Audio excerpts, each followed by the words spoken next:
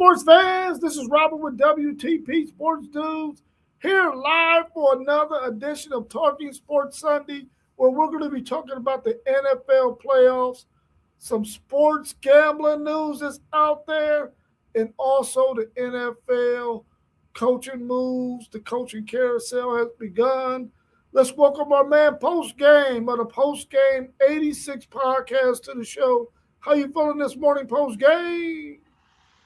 Feeling good, man. Feeling good. Excited about football and the games we got on today. How you doing, Rob? I'm doing pretty good post game, man. I had a wonderful day yesterday on Saturday. Off to a wonderful morning this morning on this Sunday. Glad to see you in here. Yesterday we saw a really good matchup against the Broncos and the Bills that went into overtime. The Broncos got some bad news. So let's tackle that question first. The Broncos defeated the Bills 33-30 in OT. Bo Nix was lost in this game and will have season-ending ankle injury surgery. Is there a new favorite to win the AFC? Or did you even have the Broncos as one of the teams who was the favorite to win the AFC? Yeah, I thought the Broncos had a great chance to win. Um, I initially thought Jacksonville would be the team that we would be talking about when it came to the AFC Championship game, but it's Denver, and deservingly so. They lost Bo Nix. That's a huge loss. You never want to lose your starting quarterback in the playoffs, of course. Everybody knows that. But I would favor the New England uh, Texan winner right now. Um, I do think the Broncos can still make the Super Bowl. Stidham is not a terrible backup, but he's not Bo Nix, and Bo Nix wasn't playing lights out to begin with. The thing that's going to be the saving grace for the Denver Broncos is defense and special teams. If they can make plays there, their defense is just as good as everybody else's defense that's left in the AFC playoffs. But I don't think it's going to be enough. I think the favor is going to be the winner of the Texans and Patriots game. So uh, sad and terrible blow for the Denver Broncos, but I will have to favor the other teams as of right now. But I still think they're in it. I don't think they're going to get blown out in the next round. Whoever plays the Broncos in the next round is going to be a great game. I just don't think they'll be a favorite. Yeah, it's a hard thing to have to deal with, man, when your starting quarterback goes down. You're on a playoff run and you won't have your general behind the center, making things happen for you. I think this is going to put them in a pretty bad predicament. Even though Bo Nix hasn't been playing the greatest lately, I think it's going to put added pressure on their defense that is really, really good. Even though they gave up 30 points yesterday in an overtime game, they played and made some really big plays down the stretch in that game to be able to help them seal that victory. A couple of Longhorns on that team made some plays. Former Longhorns on that team made some plays. I don't think that they're going to be able to make it to uh, the AFC, to the NFL Super Bowl, but I do believe that their defense can keep them in their next game, and hopefully, Stidham can make enough plays to help them win, which is possible. It's definitely possible. It's the NFL. When you got a great defense, you can make that happen. Their run game is going to be very, very critical in their next matchup, and hopefully, Stidham can be a game manager and they can get that win behind that really, really good defense. So I ain't counting them out, but it's going to be a lot tougher now without Bo Nix stood behind center. We got our man Doug in the chat. He says Stidham can spin it. Uh, Stephenville, Texas kid, good backup. Like Poe said, Nick's tough as nails. Props to him and the speedy recovery. Hopefully, yeah, he gets better soon. Doug, good to see you in here this morning. Um, Thanks for being in here. Hopefully, you got some more to add to the show. Let's talk about that game last night. Seattle manhandled the 49ers 41 to 6. Is the Seahawks D or the play of Sam Darnold the reason why they got that win yesterday? Absolutely. I mean, Sam Darnold is a good quarterback. I don't believe he's great, but the way this Seattle Seahawks team is structured, that defense is playing lights out. And more so than Sam Darnold, I believe it's the running game. My man Kenneth Walker from Michigan State, shout out to him. He'll be a free agent this upcoming offseason. But he had three touchdowns and a little bit over 100 yards. So when that running game is clicking like that, to complement that defense they got in Seattle, Seattle could very well win the Super Bowl if they play like that. If they had to put it on Sam Darnold's shoulders, even though they got great receivers with Jackson Smith and Jigba Cooper Cup and those guys, I don't like their chances. But if they're going to play like that, where their defense is lights out and their running game is clicking with Kenneth Walker, shout out to him again, I like Seattle. But if it's definitely not. You can't put the game on Sam Darnold's back and tell him to lead you to the promised land. You just can't, because he's going to make a mistake or two that's going to cost them. So the way they played San Francisco, which was San Francisco was undermanned. They had a boatload of injuries, so they really were underdog. I felt like coming into the playoffs, but I mean that defense is just playing lights out, Rob. I don't believe it's the play of Sam Darnold. I think he had his QBR was in the 60s. He barely had over 100 yards passing, and maybe that's just the game script and how the game flow was going. They didn't really need him to take off like that. But me personally, I wouldn't put my championship aspirations in the hands of Sam Darnold. I would continue to play the same ball, run the ball, be physical with that offensive line and at the line of scrimmage, and let your defense make plays, man, and they'll be in a good spot. And it's heading into the NFC Championship game. Yeah, before I answer the question, man, hats off to Brock Purdy and Christian McCaffrey, man. They played their hearts out there with no real help other than those two. Brock Purdy was on the run all game, man. Those defensive tackles and red edge rushers was after him all night.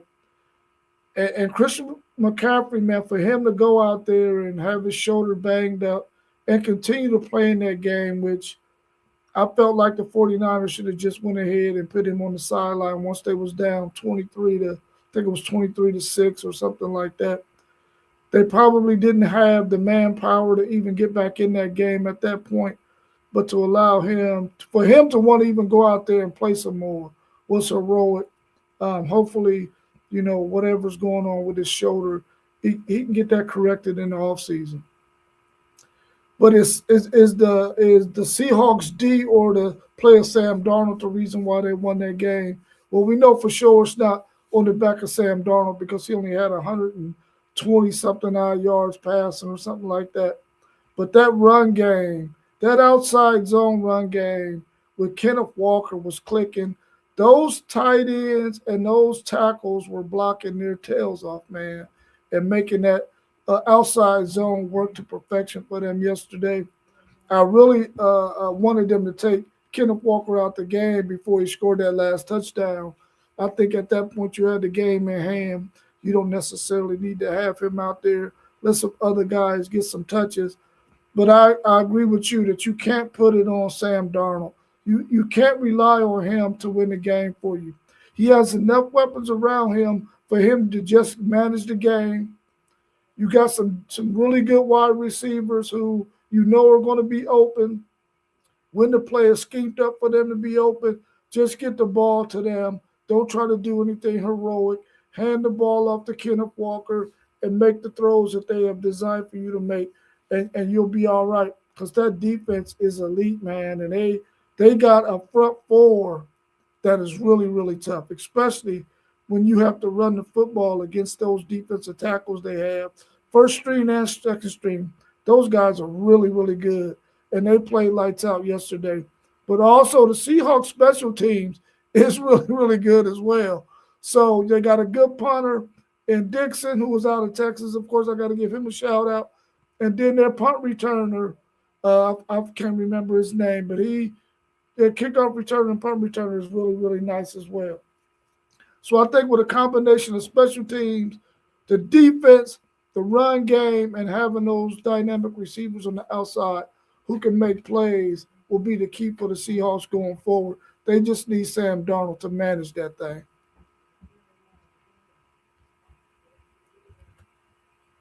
What's your thoughts on John Harbaugh becoming the head coach of the New York Giants? Man, Rob, I thought this was a great move for the organization. John Harbaugh brings a lot of experience to a franchise like that. He's been coaching for a long time. He's had some success. Sometimes it's just time to go as far as his stint with Baltimore. But when you look at this Giants roster, and this is something that I believe SEC Shine and myself touched on, but when you look at the Giants roster, you got a guy like Jackson Dart who can be really good, and if he avoids injuries, you look at Cam Scatterbo, the running back, who can be really good if he avoids injuries. That pass rush they got for the Giants, that's a good starting place for a coach. The wide receivers they have. What's the wide receiver, my man? His Malik Neighbors. Neighbors, yeah. And you got a guy like Malik Neighbors, man. Those are some good chips to start off with. So I felt like pairing that young talent with John Harbaugh, a guy like John Harbaugh, that was a great move for the New York Giants. I really like that move. So with you again, when you combine that coaching, John Harbaugh and his coaching staff with that young talent, I believe the Giants could be players in the NFC East for years to come. The only concern I have with that team is the health of that team. Cam Scatterbo really plays violent football at the running back position. He really does. So my concerns would be the health, but if they're able to stay healthy, I like the pieces they have. So great hire for the Giants, and we'll see what they'll be able to do. Yeah, let's welcome our man Donnell in the chat. He said that the Giants are back, and also our man SEC Sean, who says that Harbaugh is a great fit and he will help Dart out a lot. Now, of course, I gave Harbaugh a lot of flack about the question you gave me about him. Would I like to see him in Tennessee? And I said absolutely not. I don't want to have nothing to do with no Harbaughs. But I think this Giants he's a great fit for the Giants. For one, he's not going to be rattled by the magnitude of coaching in New York. That's not going to bother him. He's not going to be flappable. He's going to be cool there. And I think he brings a lot of experience. He's going to be really, really helpful to Dart and that whole entire organization because we know that he can coach. We know that he can put the pieces around the players that are on his roster, and we know that he's going to probably have his hands on who they draft in the future, which is going to be a really, really good start for the Giants to go with the pieces that they already have. If they can get a healthy Neighbors back next year, a healthy Cam Scatterboo, and those players that are key for them, if they can stay healthy, the Giants can be on the right track to be one of the top teams in their division. In a division that's really, really loaded with some really good quarterbacks. So they got their work cut out for them, but I think Jim Harbaugh is a good piece to get them started in New York. Let's see what comments we got down here. Yeah, I knew you was gonna rub that in, SEC Sean. Their 74-70 victory over Texas last night. He said, "Hey, Rob and Doug, 74-70, giggle. Good win, good win, good win." Thanks for being in the chat as well, SEC Sean. He also said the Knicks injury really hurt the Broncos. I believe the winner of the Texans Patriots game is the favorite in the AFC. Yeah, that's what post game said as well. So I guess y'all both on the same track. And I guess he beat you to the punch again, SEC Sean. It seems like him and post game think a lot alike, and they come out with the same comments. But here lately, post game has been dropping his first, and SEC Sean got to come in behind him. Let me get your thoughts on this question and those in the chat. It's believed that the Falcons are going to hire Kevin Stefanski, who was fired by the Browns. Good move or bad move? Man. Yeah, man. First off, if you're in the chat, man, hit the like button for us. It helps us get out to more people. There's great content out to more people. So make sure you smash that like button. But man, the Falcons always do this, man. They always hire an unexperienced coach or a mediocre coach, and they just end up right back looking for a coach in a year or two again. So I don't understand this hire. I mean, I think Kevin Stefanski is a good offensive mind. And you got guys like Michael Penix. You got guys like Bijan Robinson, Drake London, Kyle Pitts. I believe Pitts is a free agent though, but they should try to get him back. You got offensive power like that, and they got some young pieces on defense too. You think about the safety from Notre Dame. You think about those pass rushers. They got some pieces. That team could be a sleeping giant with the right head coaching hire. I don't understand why they let John Harbaugh leave Atlanta without a job. That would have been a perfect fit for them because they got just as much potential as the New York Giants, especially on the offensive side of the ball. I'm a really huge fan of Drake London, and I think he can be one of the elite receivers in the NFL. You just got to get the coaching hire right. Maybe this is a good hire. I don't believe it to be a good move. I think they should have went with uh, John Harbaugh or maybe even somebody like Mike McDaniel.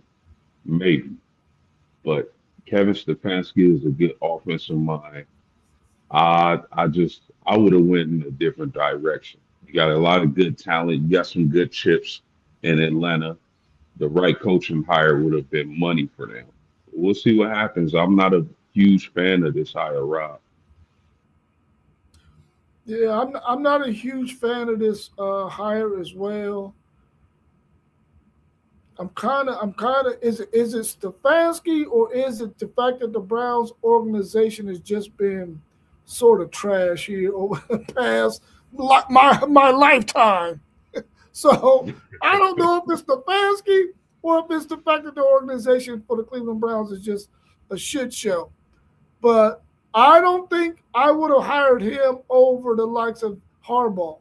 And even though I gave Harbaugh a rough time about if my Titans would get him, and even though they did interview him, and they probably shouldn't have let him get out either, I would not have hired Mike Stefanski. Okay, yeah, he's a good offensive mind. Did we see it in Cleveland? No, we saw all defense, didn't we? I don't think that I would have hired him. I don't know that he's the man for the job. He has a lot of pieces in Atlanta. And we'll find out if he's the right man for the job if we see Atlanta go and win that division, a winnable division, because they had the same record as the division winner and the runner up. So they're right there. But can they go ahead and take the next step and win that division? He has the pieces that he needs. We'll get to see if he's the coach for that job this upcoming season. Because if they don't do anything, then it's probably him. because he has players that can help him win. But I would not have hired him. If I was going to go with an offensive mind, I probably would have went with Mike McDaniel as well, who is our next question. Well, let me see if we got anything else in the chat. Oh, we got a super chat from my man SEC Sean. I'll get to that here in a second, SEC Sean, and the comment that you made about you going live later today. What's your thoughts on will Mike McDaniel land another head coaching job at one of the vacancies that we got right now in the NFL? Yeah, I probably would have went Mike McDaniel over Stefanski. But I mean the issue with giving Mike McDaniel the coaching job in Atlanta is he probably would be in a similar situation that he was in Miami because Kirk Cousins at this point in his career is probably not it. Michael Penix, we don't know if he will be able to stay healthy. He's been injured through college. Now he's dealing with another injury. So uh, the quarterback position is the question for the Atlanta Falcons. But if I think Atlanta should have hired Harbaugh. If I'm the Giants, I would have looked at Mike McDaniel. He's an offensive genius, given the pieces they got in New York with Jackson Dart and Malik Neighbors. That would have been fireworks. I believe Mike McDaniel, he could have got the job done. And if Miami was looking for a great coaching hire, well, they let John Harbaugh leave. You might as well should have kept Mike McDaniel because it seems like they kept him until they felt like it was a coach that they wanted to hire. If you were going to fire Mike McDaniel in Miami, you probably would have fired him during the season or as soon as the season ended. They drug their feet on that. So it seems like they had their eye on somebody who became available. It looks like John Harbaugh is going to be the head coach of the Giants. So I don't know what Miami's doing, but I would definitely Mike McDaniel is an offensive genius. I definitely would have gave him a chance over Stefanski, to say the least. Yeah, this is the guy who I would like to have seen Tennessee at least interview, but I didn't see him on their interview list. I seen the offensive coordinator, I think from Green Bay, maybe on their list, and another offensive. Well, Jim Harbaugh was on there. Stefanski was on there as well. Um, but I thought that he should have been on that list of candidates for the Tennessee Titans to hire, but he was not on that list. So I'm quite sure maybe somebody else is probably interviewing him. I definitely would like to see him coaching somewhere else again. I think he's a brilliant offensive mind. He just got to work on finding the right defensive guy who can help him defensively, and he got to get the pieces that he needs. And we all know that the quarterback is key. If you can go to a place where you got a franchise quarterback with this guy's offensive mind, he can really make some noise in the NFL, and hopefully he can make that happen. So hopefully, he'll land him another coaching vacancy, which I believe he will. I believe he will. Um, Ron, would you like to see? Would you take him in Tennessee? I will take him in Tennessee for sure. He's the guy that I want to see Tennessee get because I want to see Cam Ward get an offensive guy there.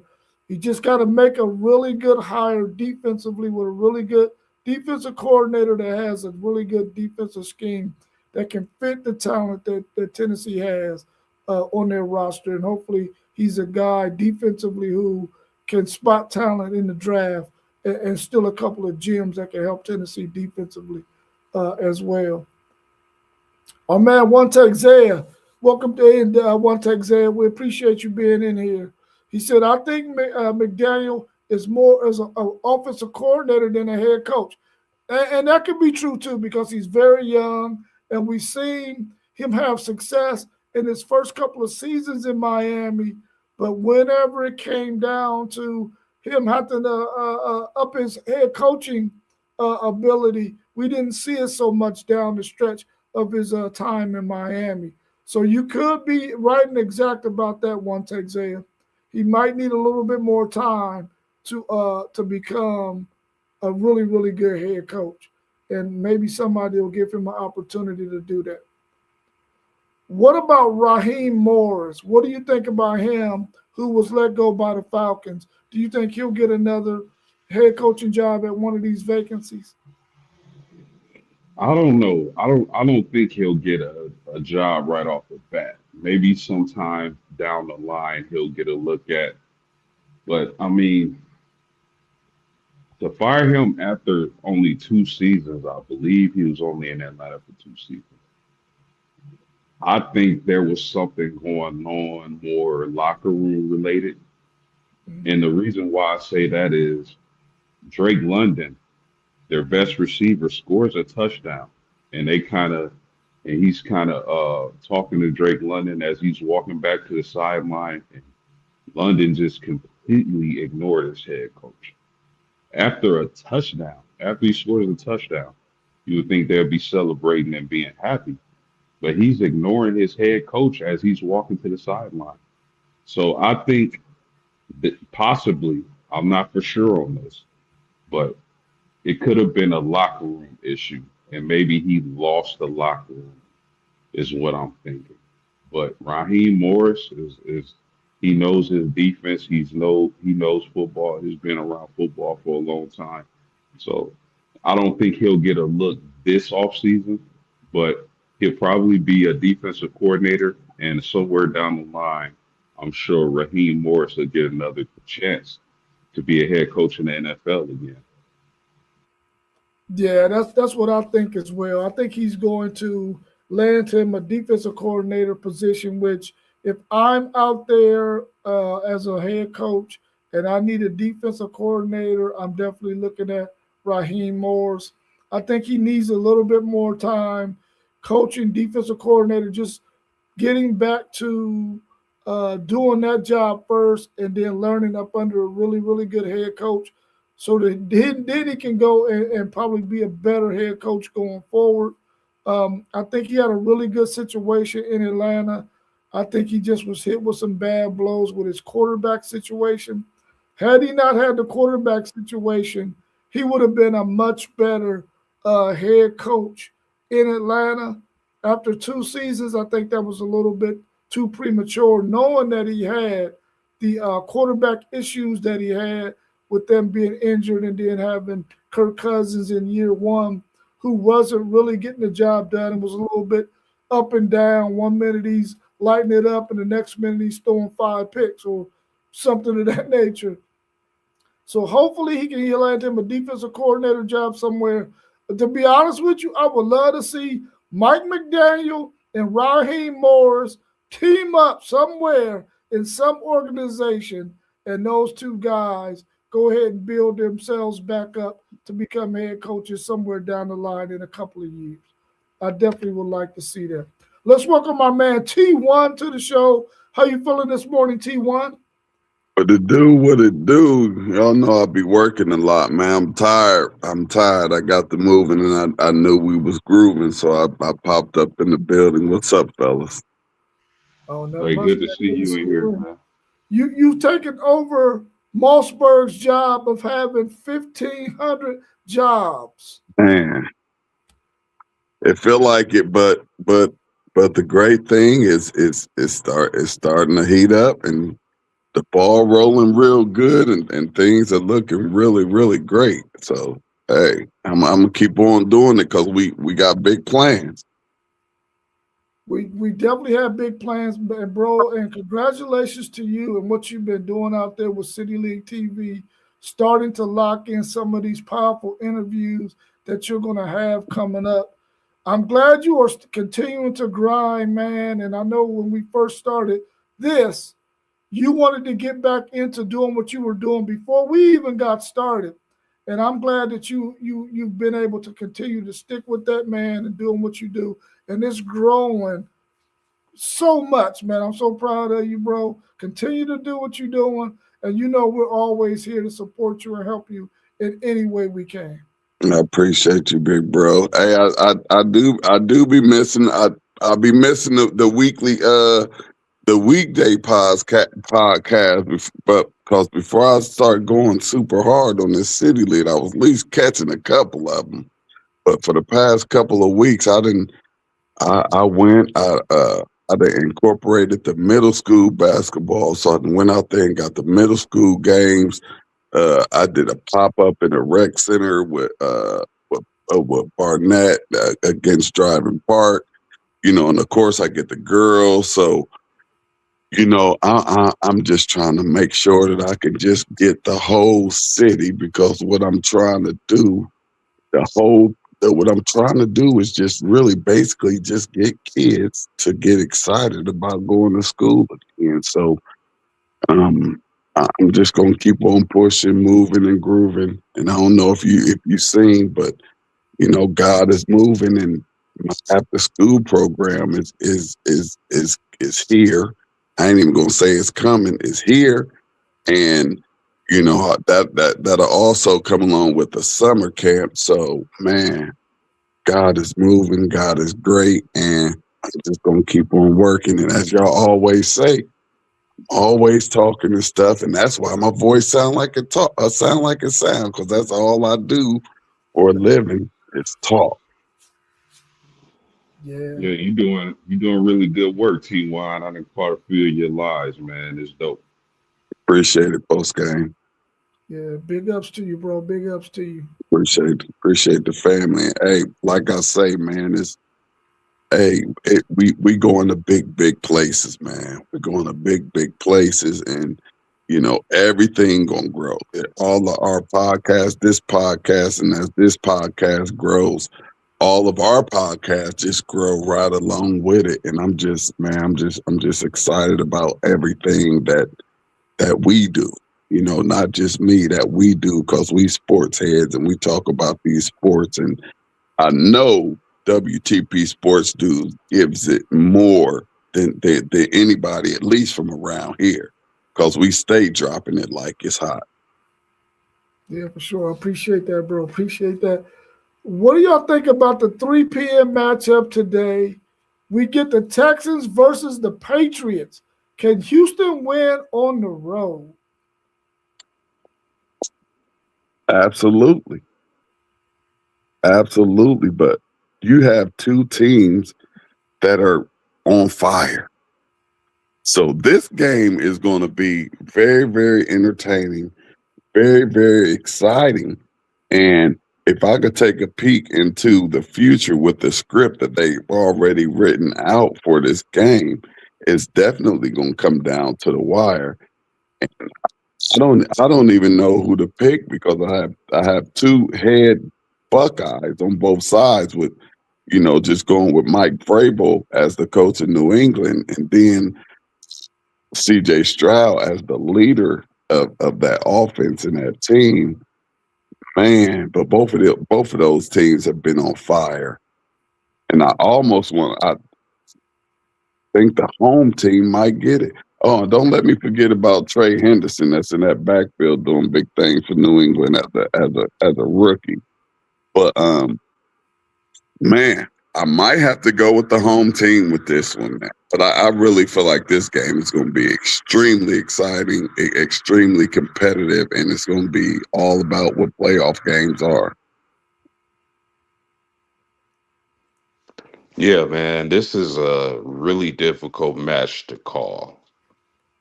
You look at the Houston Texans, I would say the best defense left in the playoffs.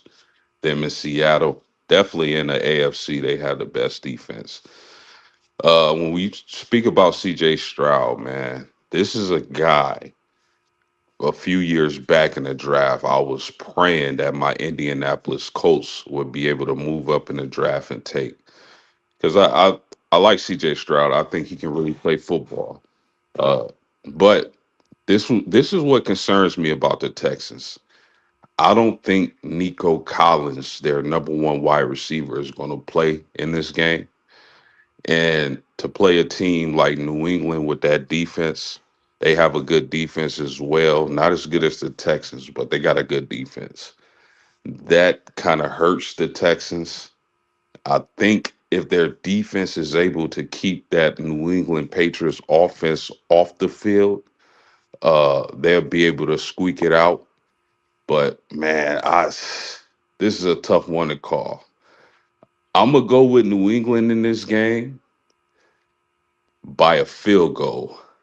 I just think that Drake May is going with his ability to move around and use his legs, maybe offset some of that Texans pass rush and get the ball down the field.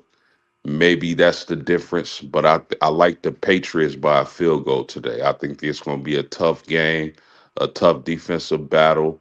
Like I said, I think Nico Collins being out this game hurts the Texans a little bit. So I'm gonna get the Patriots the nod by a field goal today. Hey, post game, I completely forgot about Nico. So did he get cleared, or have they not said anything yet? Are they saying it's just a game day decision? Have they said any word about him? I'm not 100% sure. The last time I saw something about this is that they were saying it looked like Nico Collins isn't going to play. Now, if he plays, if Nico Collins is able to play, I'll switch my pick and give my nod to the Texans. But if Nico is out, I'm going to stand on the New England Patriots winning by a field goal. Yeah, like I said, I forgot all about that, and that makes a huge difference in his game. And I think for sure I'm not even for sure if he'll be 100%. So but I know CJ know how to throw that ball, but when you're missing your number one, that hurts. Dang, I forgot all about that.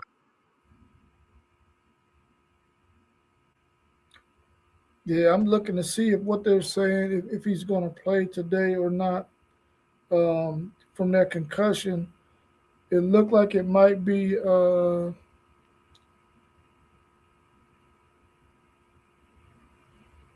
Yeah, I don't know if he's going to play or not. It's probably going to be a game time decision from what it looks like.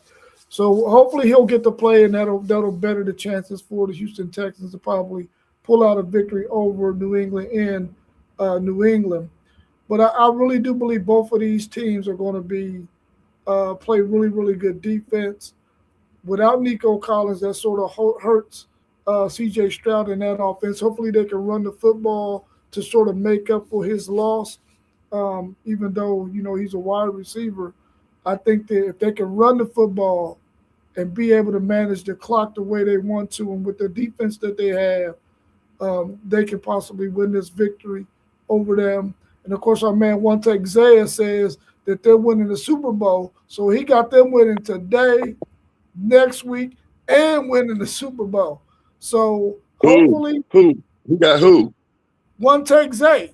FanDuel Who? Zaya said, One Take Zay, FanDuel Zaya. No, he said he taking who to go and win it. The Texans. Oh, okay. I ain't mad at that. The Texans winning it all, I ain't mad at that. And they definitely can because their defense, bro. Their defense. Yeah, that's the one thing. That's the thing that can save them. But golly, the Patriots' offense is pretty dynamic as well. The Patriots' offense has been really, really balanced this year, and able to do the things that they have to do to pull out them victories. And I think they've been pretty good at home as well.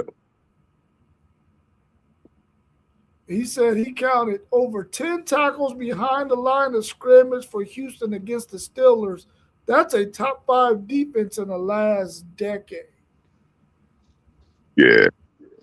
True that. And we know defense travels, so they got a really, really good chance of winning this game. It's going to be tough without Nico if Nico can't go. But we do know that that defense is going to be there and give them a chance to win it. I think that they're going to be right there. It's going to come down to the wire. But if I had to pick a team, I think the New England Patriots at home in that weather conditions will probably be the victor in this game. But I'm rooting for the Texans, though. I'm definitely rooting for a Tennessee Titan division opponent to win it all so that we can look good in that division. The Rams and the Bears at 6:30 today. It's going to be cold the way the Bears like it. Will that be an advantage in this matchup? I believe so. I mean, anytime it's cold and your team is a little more accustomed to it than a team coming in, when LA play, they cozy and comfortable. When Chicago has played some games where they've been out there freezing already. So, when that cold get to touching on you, it just make you move a little different. But man, this is a really, really great matchup. The Rams have been looking good this year. The Bears have been the cardiac kids with comeback after comeback after comeback after comeback. And yeah, I said the Bears were going to be one and done, and they ended up pulling that thing out. And the way that they pulled it out, y'all know what I think about that. But I'm gonna stop talking about that because I'm kind of getting tired of talking about it. I'm just going to be entertained by these games that they're having.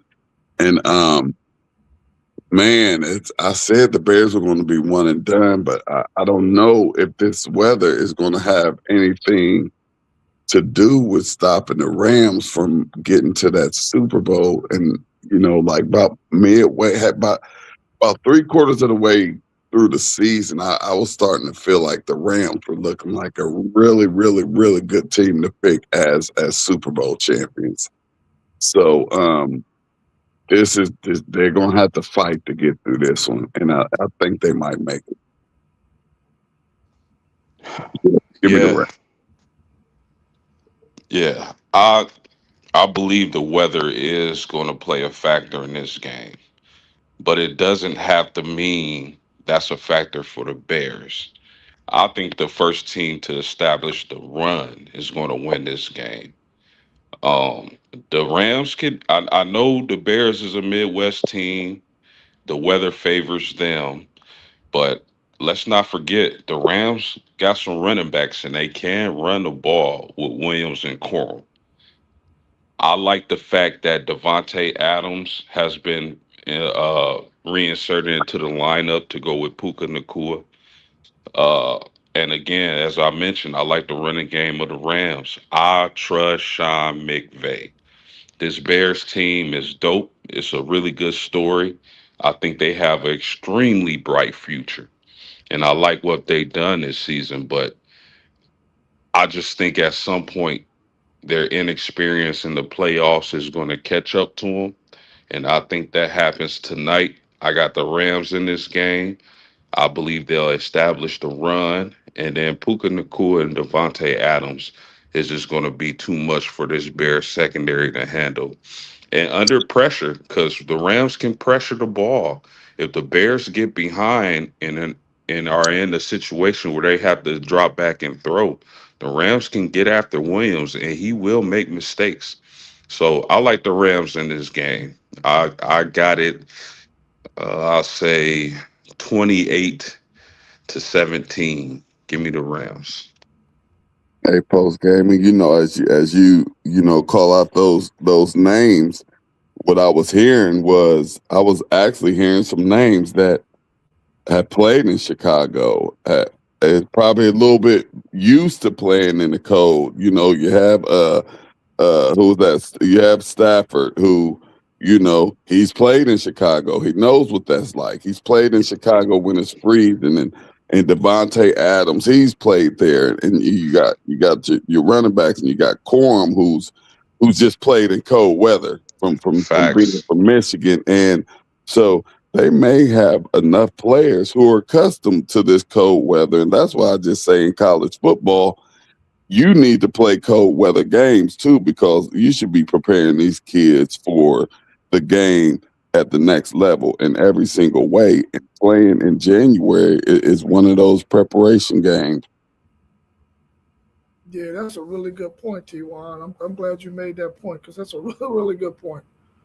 I picked the Rams to be the team that comes out of the NFC to make it into the Super Bowl. So I'm going with the Rams in this one, even though Caleb Williams is having some heroic things happen this season. I'm glad he was able to bounce back from what he faced his first two seasons in the NFL.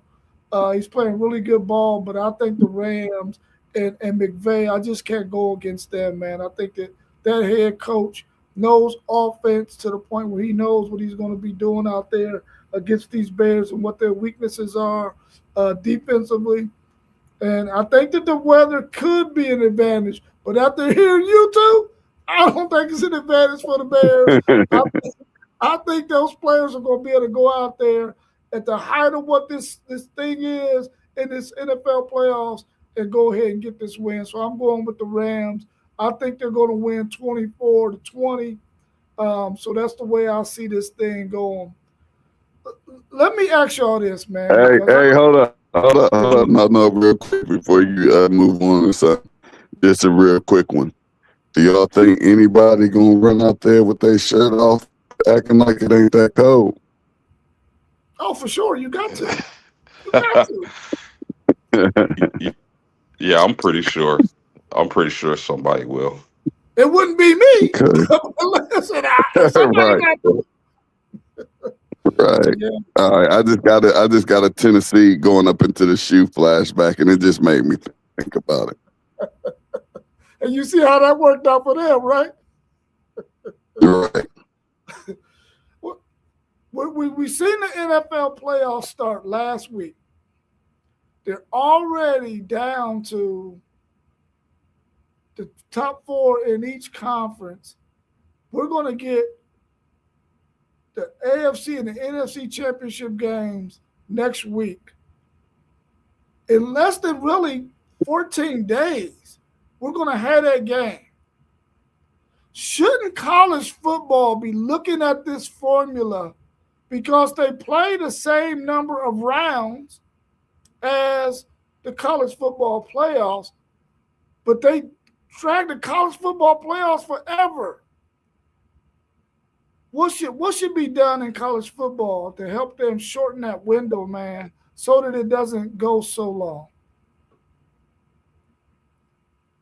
I mean, just get it started and keep it going. And I don't like the Monday night game.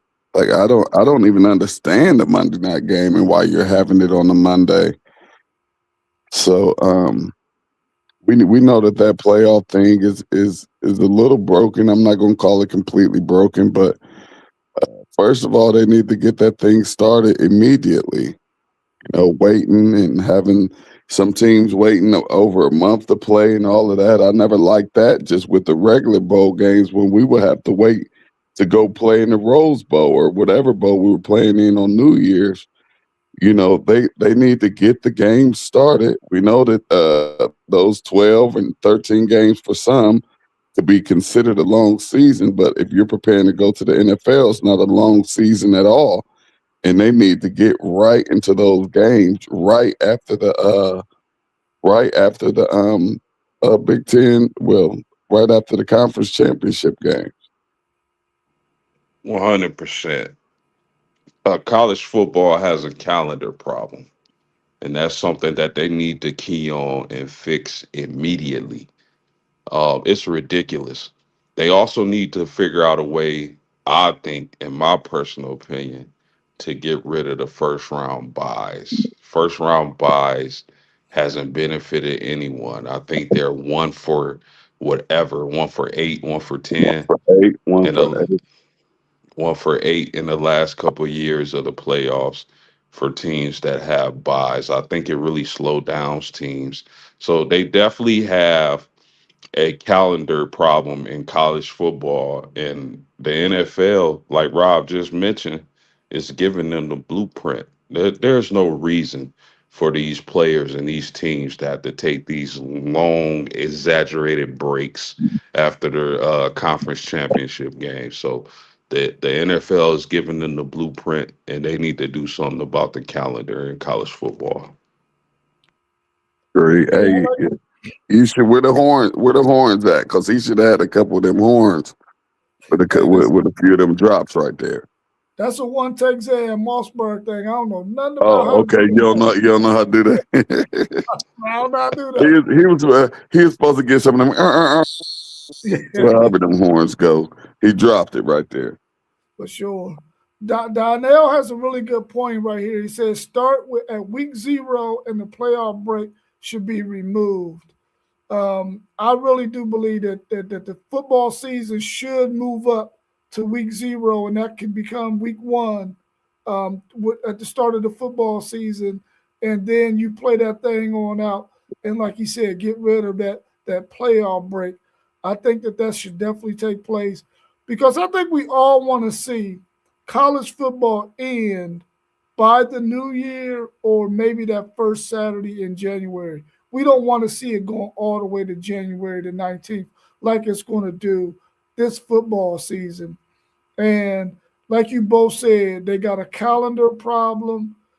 I think they got to get away from the old calendar and understand that, listen, if we're going to be bringing new things into existence, we got to start with fixing the calendar because you can't add new things and think you're going to add the new things on the back end.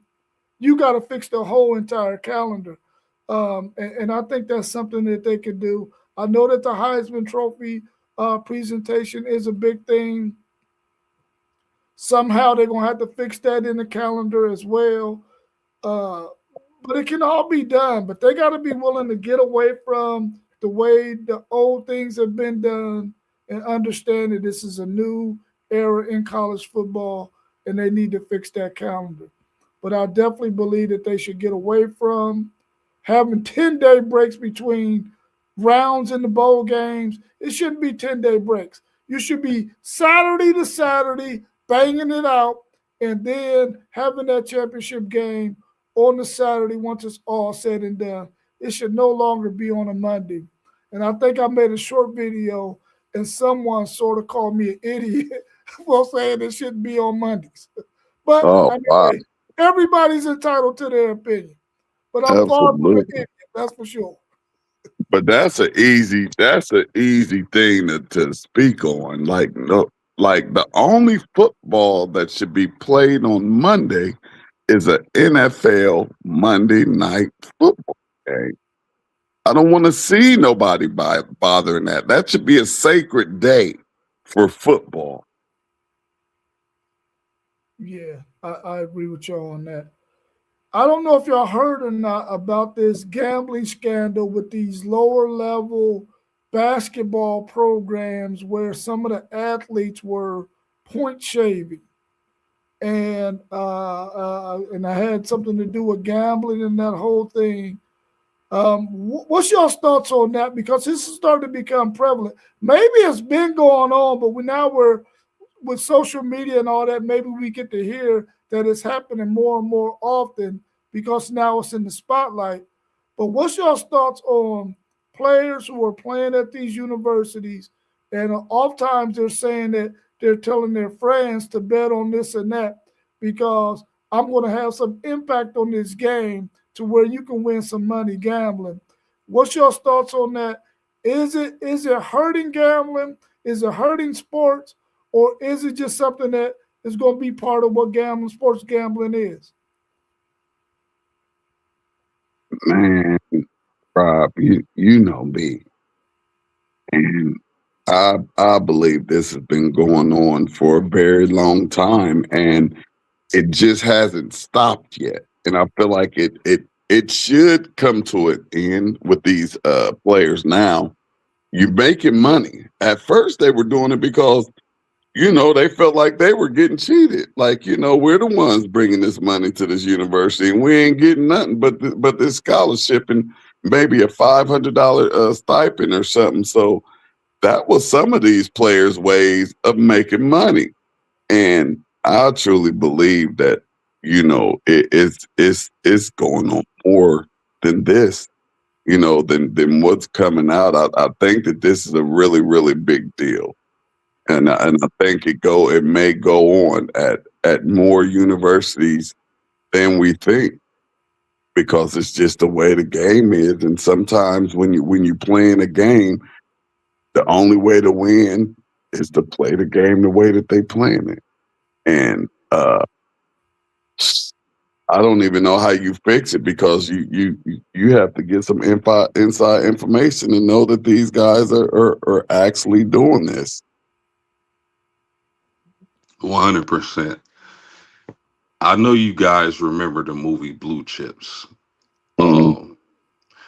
If anybody out there haven't seen the movie Blue Chips, that should be a mandatory watch. Um, because it's been going down like that for a long time. But the problem is these sports have partnered with these gambling sites. Right. So they're throwing it in our face. These kids see the same thing we see. They have access to the same apps that we have access to. So something needs to be done. That something needs to be regulated. They're throwing it in our face and they're expecting kids not to partake in this when there's money on the line, and in some cases big money. But I think it's just the way the culture is, and the world we live in today, where gambling is now in bed with sports. And for a player to gamble like that, I don't like it at all. I think they need to do something about this. I don't want to see a kid, doing situations like this. It's just a terrible look. It's a bad look. And in the NIL era, transfer portal era, they definitely need to get this under control. But it's a sad day for sports. And if you haven't caught that movie Blue Chips, check it out. Yeah, I think Donnell has a really good point right here, where he's talking about, since these players that they're talking about at this point are players from lower level schools who aren't necessarily getting NIL deals. Donnell was saying that they're saying, cut me in or cut me out. Yeah. That now NIL will become more prevalent because they want the same money others are getting. So these players at these lower schools who aren't necessarily getting those big NIL deals, and they see an opportunity or somebody come to them with an opportunity, because we know it's all organized, probably ran by some organized crime here and there. So he said that these guys is probably like, listen, I can't get this NIL money. I got to try to get some money some way. And if somebody come to me with a proposition with this gambling to where I can make some money, I got to make some money, so I'm going to do it. And if that's the avenue that's being open for them, sometimes, man, money just rules, bro, and you'll do some stuff that, is against the rules in order to get to that money. And I think this is the case with these young people who are playing at schools that don't necessarily have the NIL backing that they would like, because they're at a smaller school. But I think that it's getting out of hand, man. And whenever you got gambling, there's going to be some type of organized crime behind it. And it sort of muddies the waters, man. And I hope that these young people can find a way to not get involved in that kind of stuff, because I don't want to see anybody's career or their name or their legacy get tarnished because of gambling. We see how they kept Pete Rose out of the Hall of Fame for as long as they did, even though they had his freaking records and all of that kind of stuff in the Hall of Fame, just not the person. Man, do y'all know how involved the mobs, which were the cartels before we ever heard of a cartel? The mobs of the 50s and 60s are knee deep in all and everything about gambling and making money. And not just the gambling, the banks and all of this stuff. And that's the reason why there's so much corruption with almost anything here in America that involves money. Just like the amount of money that banks take from us just to cash our checks and they're making money as we're leaving our money in a bank and in our savings and in our checkings. That bank ain't just sitting there. They're making money with it because they hustlers. So hey, you got to eat however you can eat out here, I guess. We just trying to eat the legal way. Yeah, I'm gonna read FanDuel Zay's comment. Then I'm gonna tell you a story that I heard before about this organized gambling or crime families and stuff like that when it comes to sports betting. He said the NCAA is a joke. They know about quite a few schools that's not reporting NIL deals, but they have no method to hold people accountable. All this is killing the sport. Yeah, we definitely the NCAA, man, it is a real joke, bro. But we've been knowing that for a little while, and I would like to see conferences get together with their commissioners and maybe form the type of alliance that they need to form to start taking over at least football. You know what I'm saying? Because that's where you see a lot of the issues at within the football ranks of college football. So I would like to see them do that, man. Maybe even if they decided to appoint a head commissioner over top of the commissioners that they have in each conference. I don't know. But they need to figure something out, man, because it's starting to look like a real joke.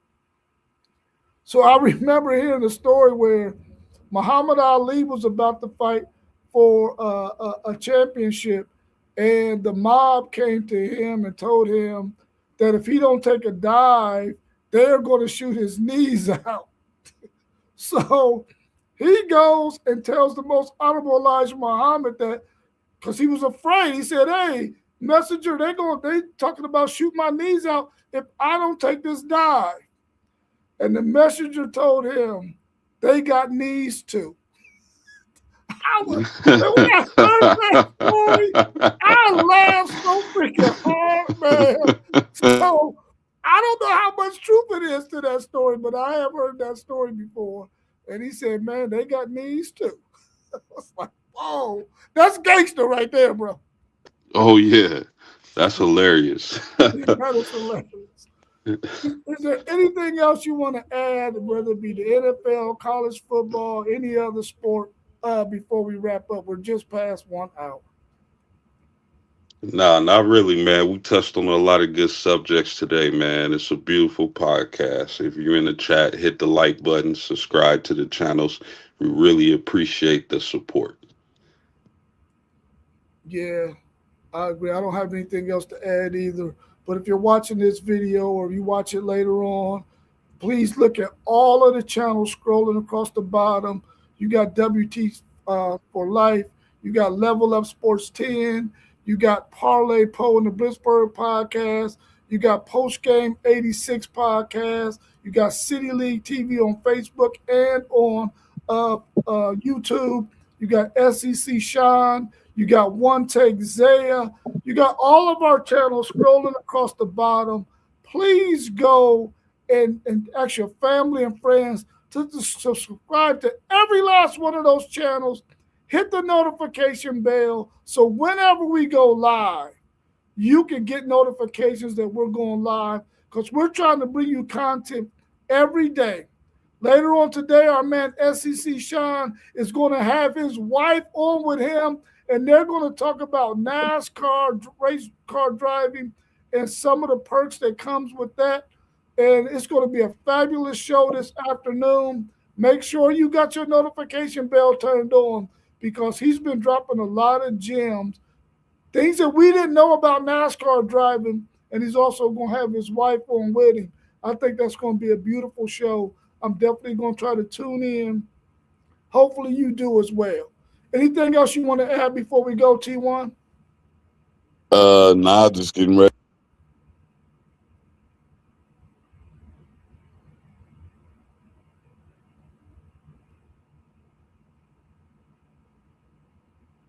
Oh, we couldn't hear you.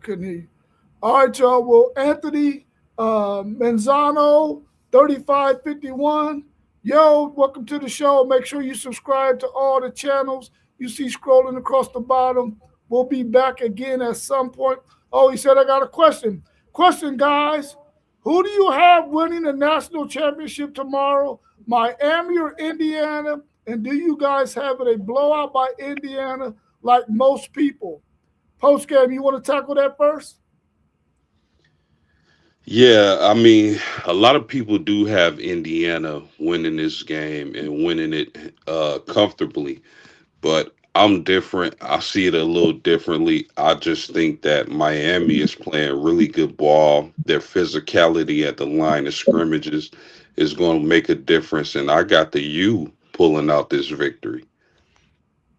Oh wow. I'm going with the old heads, if and this isn't a boxing match where, it's a 48 year old Larry Holmes going against a 35 year old Mike Tyson. These are 24 and 25 year old men going against 20 and 21 year old men. So, you know, um, I'm not sure that the sports world is going to let Indiana bring the belt out for the national championship game. They're going to want this game to not get out of hand early because that doesn't look good for viewership or their product. So I'm going to look for them to kind of to try to keep it close, but I just feel like that age gap for Indiana has been a difference for them this season. They just have a roster full of 4 year players and like a handful of 5 year players and then even a couple of 6 year players. So, you know, that's one thing that wasn't talked about with Indiana until we got to the playoffs. You know, it may have been spoken about here and there, but once we got to the playoffs and then they got to talking about how old Indiana was. Nobody knew, nobody was paying attention to that at the beginning of the year, but Indiana has a team full of players who have already played 4 years of college ball. So, and I believe that's what we're seeing on the field from this team. And I'm picking Indiana, and I'm picking the Big Ten to get it 3 years in a row. Yeah, I'm going to read your response, Anthony, before I answer your question. He says, the tempo Miami runs, I compare it to a knockout boxer who accumulates the punches throughout the fight, like an Oscar De La Hoya or Roberto Duran. He said, they're not going to knock you out with one punch, but their output punch-wise is going to wear you down. By the 12th round, you're tired already. And then he also says, I hate the narrative that Indiana is one of the greatest teams of all time. They're compared to the 2019 LSU team, the 2023 Georgia team, and the 2001 Hurricanes and the 1995 Nebraska team. Man, I kind of wish you would have threw in that 2005 Texas team too. Throw them in there real quick. And but anyway, I think what you're onto a really good point, because we know that Miami is one of those teams who the kind of style of play that they play, they're trying to wear you down with their offensive line. They're trying to wear down your offensive line with their defensive line, which is two advantages they might have slightly in this game. I think that Indiana is really, really disciplined. They are not going to make a lot of mistakes. And the way you're going to have to beat them is the way you're talking about. You got to wear them down, but you can't afford to make mistakes. They can't have pre-snap penalties and all that other stuff. They got to play sound execution as well, because Indiana's not going to make a lot of mistakes. But I think they can wear Indiana down to the point where late in the game, they could squeeze this thing out. Of course, I'm going to be on the other end of this thing because I do not want to see the Big Ten win 3 in a row. They already have taken over as probably the best conference because of winning the last 2 championships in college football. I'm an SEC guy. I don't want to see the Big Ten win another one. I'm going with the U. Let's go, Miami. Get that win. And I don't think that the world wants to see that Miami team not win this game. I think they're a team of destiny, a team that was on the outside looking in. The lowest ranked team that's still in this championship game at 10. The only 2 teams behind them were a group of 5 teams. I think that Miami has a chance to correct the shit, man, and win this thing. And I hope they do tomorrow. But I'm not taking anything away from Indiana. They are probably the best team in college football this year. Well, I ain't gonna say probably. They are the best team in college football this year. They just might not win this game tomorrow. You know, I haven't heard anybody say, and I'm glad that Anthony put that out there, because of course we don't hear everything, and I haven't been all the way locked in with everything. But to say that Indiana is one of the greatest teams that we've seen in college football in a long time is crazy to me. I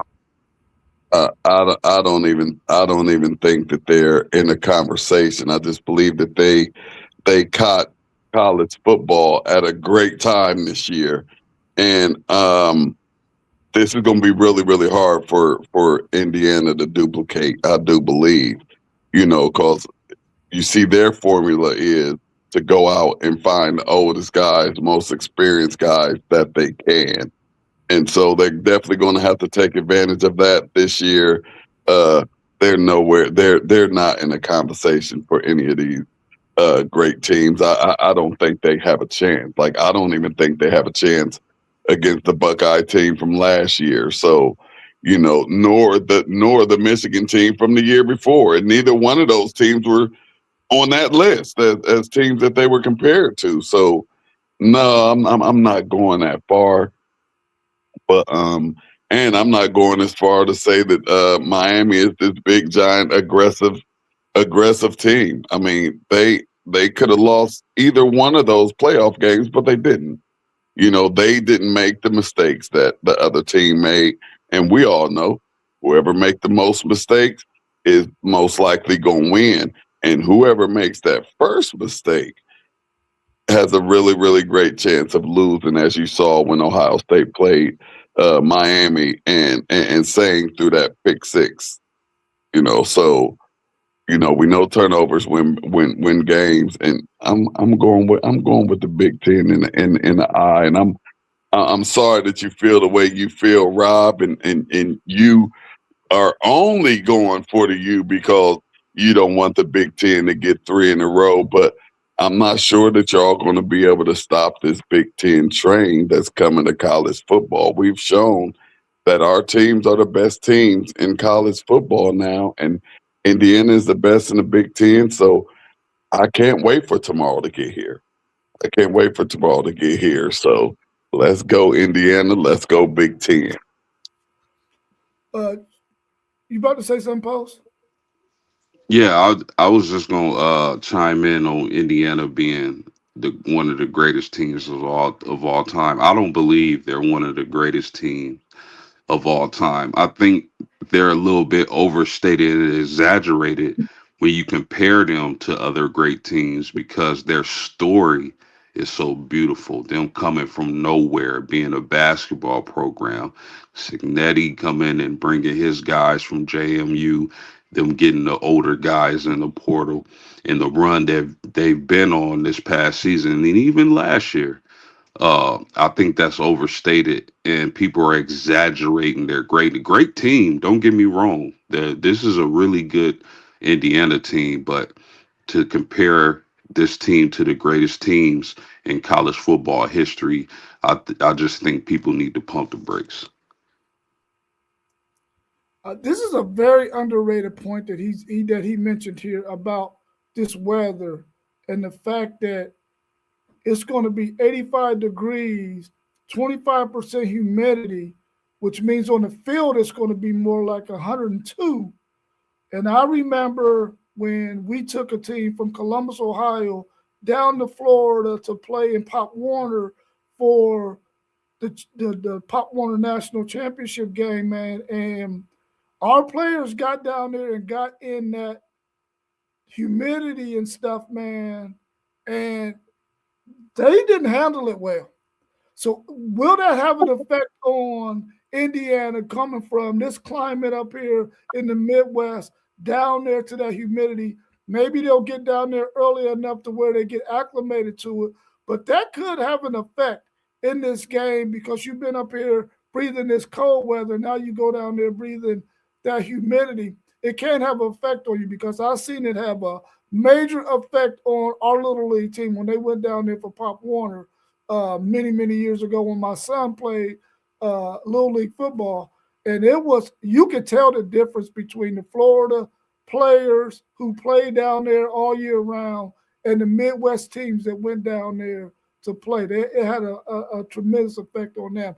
Maybe it will, maybe it won't. We'll have to wait and see. But that's a really good underrated point that you made, Anthony. I say that it won't. You know, as you stated, the weather's going to be 85 degrees, so it's going to be beautiful. I don't think that it's going to. I don't think that it's going to feel like much more than that. I think it's going to still stick around that 85.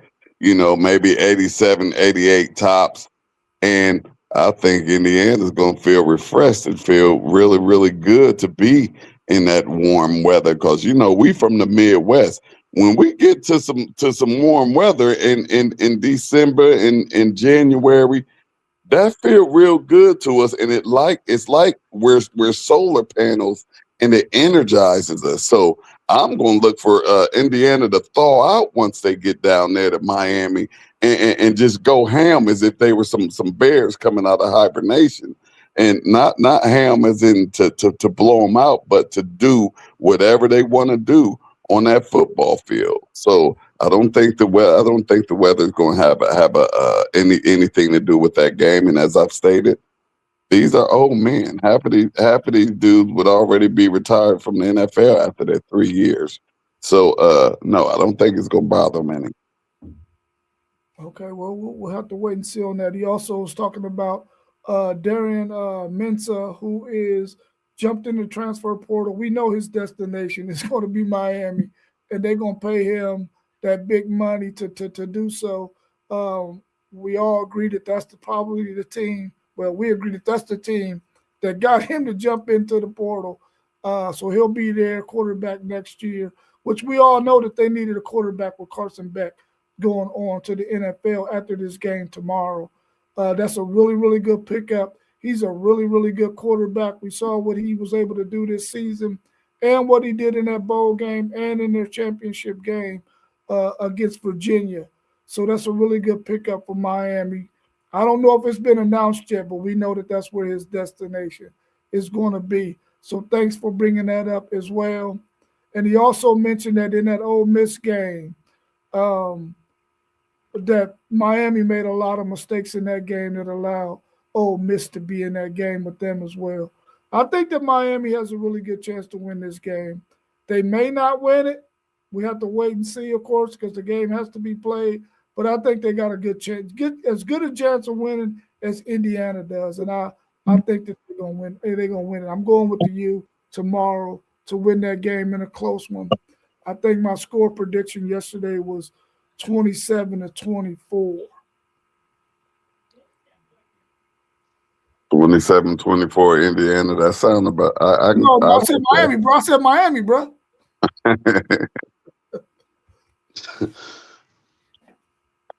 Let's say good morning to our man, Boss Big.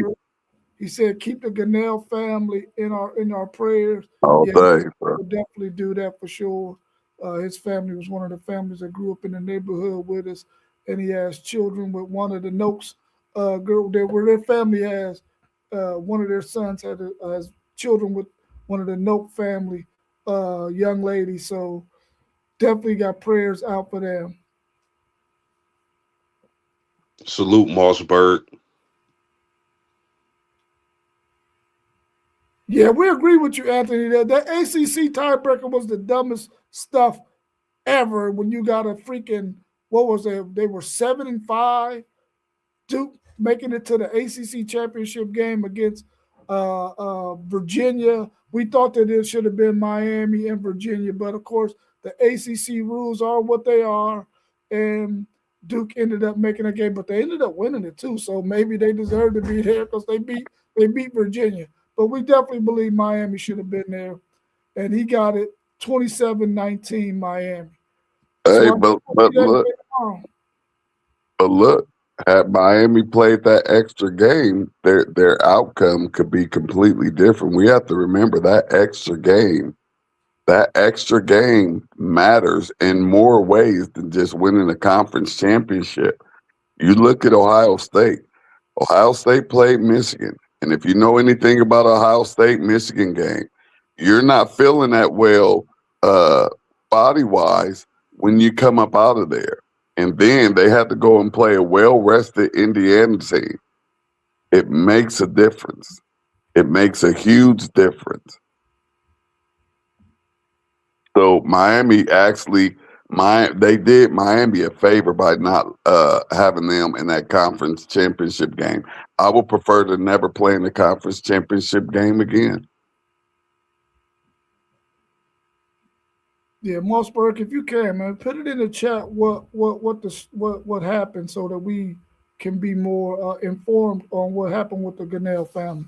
So put it in our chat in our text group, because I would like to know what's going on to see how I can help.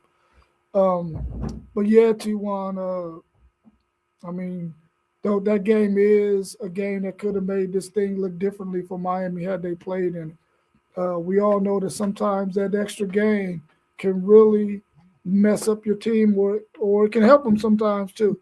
But I definitely agree it could have been a different outcome if they did.